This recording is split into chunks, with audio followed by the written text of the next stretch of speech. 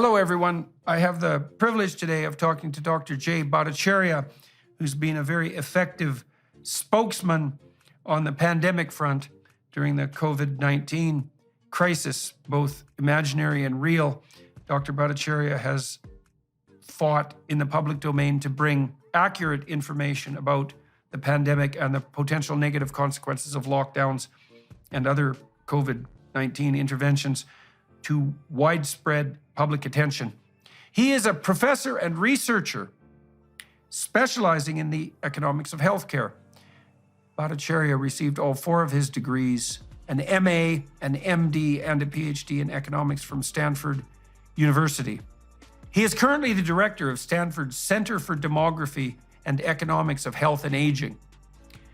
B.Peterson came under severe fire during the COVID-19 pandemic, believing, as he did, and publicly communicating that fact, that mask mandates and forced lockdowns were a detriment, instead advocating for the development of herd immunity. He argued to allow the healthy and low-risk individuals, the majority of people, to continue on with everyday life and work while providing protection for those most at risk. Only recently, it was revealed through the Twitter files that, among others, Dr. B.Peterson was being purposefully silenced on mainstream media platforms. Hello, Dr. B.Peterson. I'm looking very much forward to this conversation today.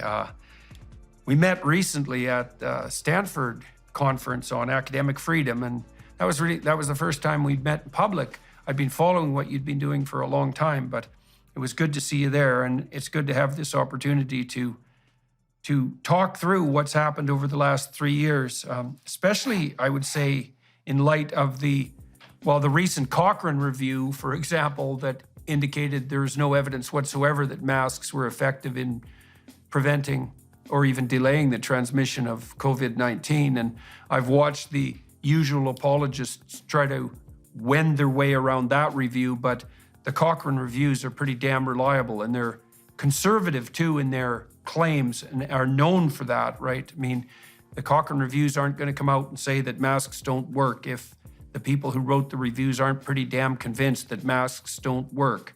And so the fact that that's the case and that there was evidence about that beforehand, because in the epidemic planning that predated the outbreak of COVID-19, there weren't credible people, as far as I could tell, that really thought that masks worked even back then. So anyways, the tide seems to be turning on the COVID narrative front, and that's not in not a small measure attributable to you. So why don't we go into that? Sure. Well, it's a great honor to talk with you, Jordan. It was really a delight to meet you at the conference. I've obviously been following you for a very long time. Admire your courage. It's interesting because the science on COVID, on the lockdowns, on the mitigation measures, on a whole host of topics, if the public was listening, they would hear this idea that there was this univocal, sort of univocal conclusion that you had to do lockdowns, you had to wear masks, you had to socially distance, you had to put plastic barriers up, you had to close schools, you had to do all of these things, that the vaccines would stop transmission of the disease, that therefore was warranted to force people to lose their jobs over them. All of these ideas were sold as if there was a scientific consensus in favor of them.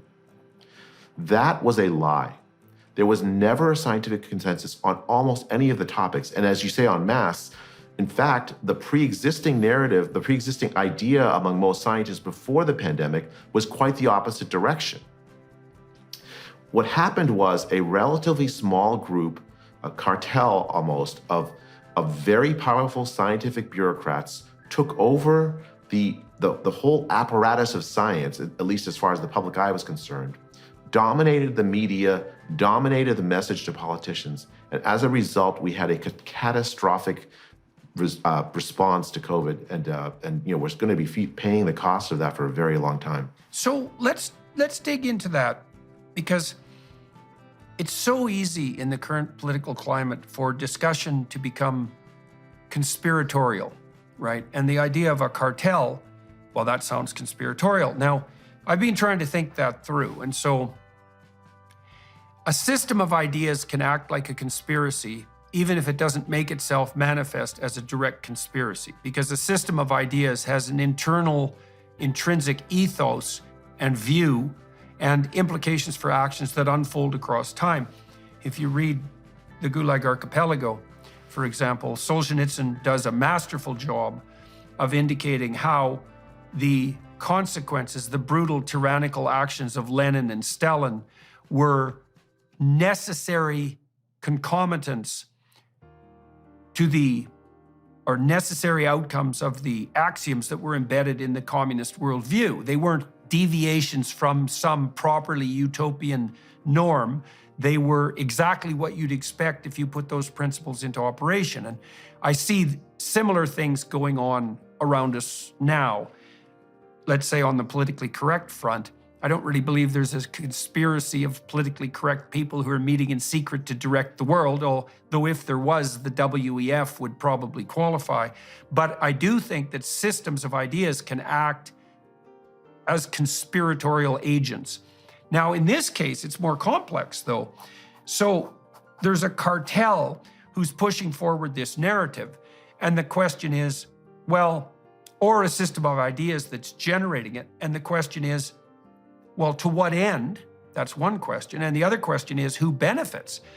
Now, and then the further question is, why would the media, for example, fall into lockstep, shoulder-to-shoulder cooperation with those who benefit? Now, we know perfectly well that the biggest punitive civil lawsuits ever levied in the United States were levied successfully against pharmaceutical companies. And the left has every reason to be entirely skeptical about pharmaceutical companies, like they have been for the last 5 decades. But all of a sudden, we saw this massive spin around where everything the pharmaceutical companies said was taken as gospel. And it's very hard to suppress the suspicions that something like massive lobbying and very narrow profit seeking were driving this. What's your sense of the underlying motivation? So I completely agree with you that this, what I described as a small cartel, was operating in the context of a very complex environment. And in that environment, many people took advantage of the opportunities provided to them by the set of events